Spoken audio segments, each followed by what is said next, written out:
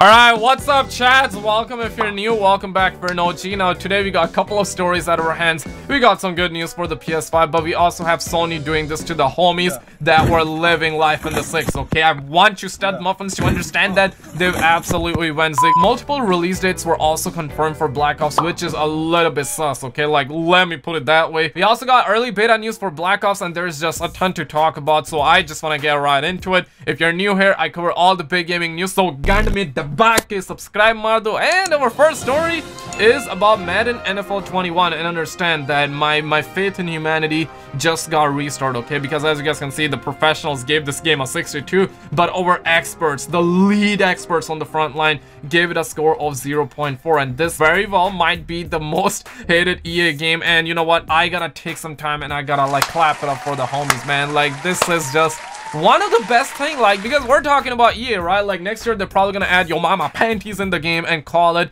Madden NFL 22. Smash the like button if your faith in humanity got restored as well. But speaking of a man that was caught on the streets, okay, now Droid, a man that was on the streets, actually shared some couple of gameplay screenshots. You guys can see this is a June versus August demo, and I gotta be honest, okay, of course the quality from Twitter is poo-poo here, but you know what, this is the June build and this is the August build, and you can clearly see a difference. You can see those reflections, and needless to say, I was hit in the G spot. Originally I did not notice it, and I also gotta be honest, like during their stream, like during the Gamescom stream, I was watching the gameplay. I was like, this is cool and all, but to me, I mean, I want more, right? Like, my mind is not blown. Of course, like the SSD thing, like no loading, that is pretty mind-blowing, but at the end of the day, it was not getting a kick of dopamine. But looking at this and now watching that 4K gameplay, I gotta be honest, that is pretty massive, okay? The fact that they made progress in the last 2 months, that is some real shit, okay? Also, our professional screenshotters around the blocks actually were able to discover the official Twitter profile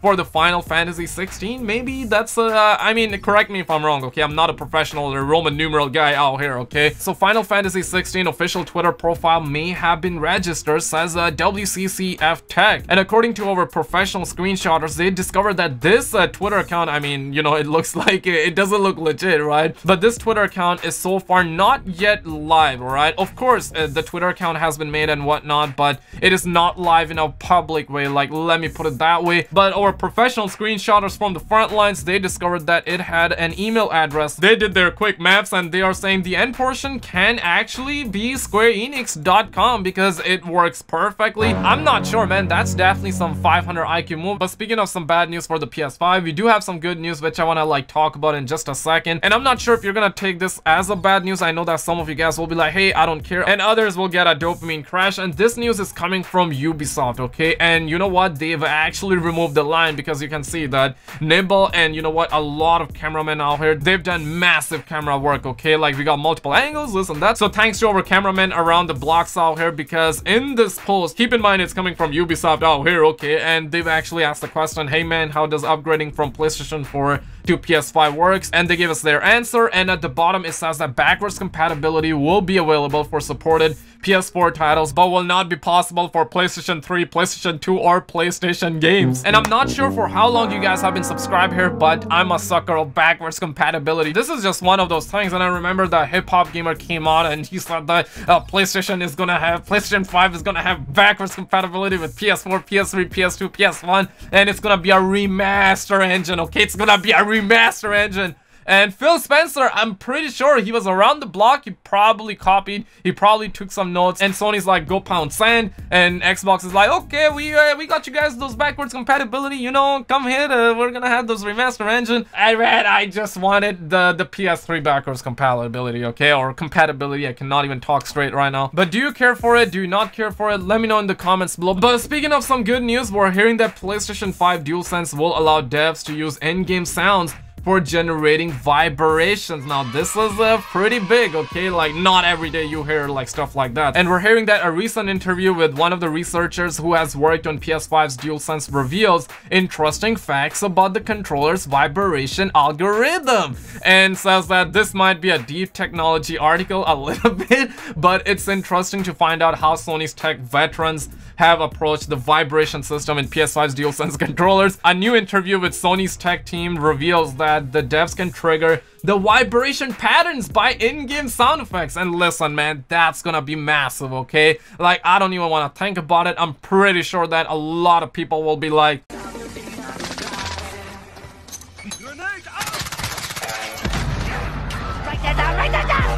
and Yukari Konisha, one of the tech specialists at Sony's R&D, has recently been interviewed by the company's technology magazine, and he explained DualSense haptic system and their researches for inventing a new algorithm for the controller's vibration generator. And according to Konishi, the haptic system is a great opportunity for devs to create more realistic moments in-game by allowing the players to feel the touch of things in the game. I'm pretty sure everybody will like that, especially the Sony ponies. I mean, smash a like button if you agree. And speaking of Call of Duty, a homie on the blog kind of added me in the situation, and man, I cannot show his avatar because he got some high dopamine content in his profile. Man, why? Okay, now I gotta like blur that. But he spotted the fact that there are 2 different PlayStation 5 release dates that are confirmed for Black Ops, and I'm gonna play this little trailer that Sony actually uploaded on their PlayStation channel, and it does say that on PS4 it's gonna be coming out on November 30th. But for PS5 for US and Canada, it's gonna be coming out on holiday 2020, but for the rest of the world,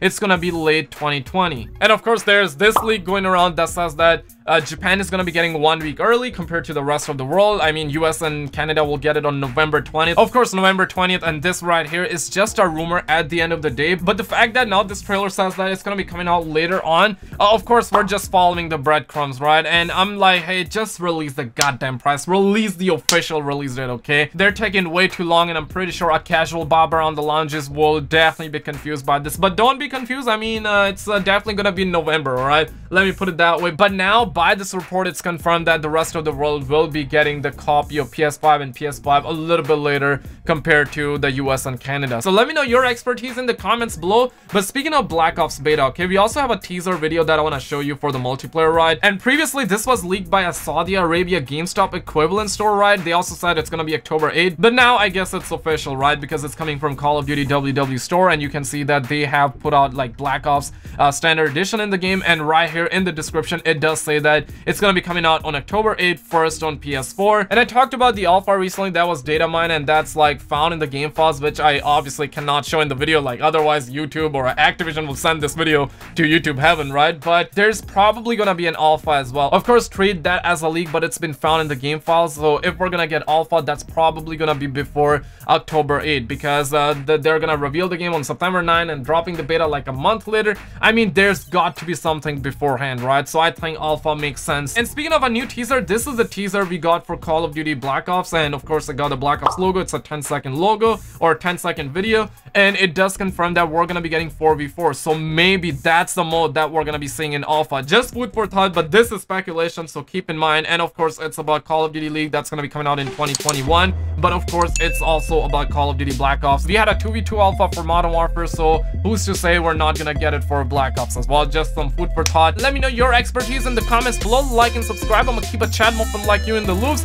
Click on a video on the screen, you're gonna get a kick of dopamine, and I will see you right there. Stud muffin out.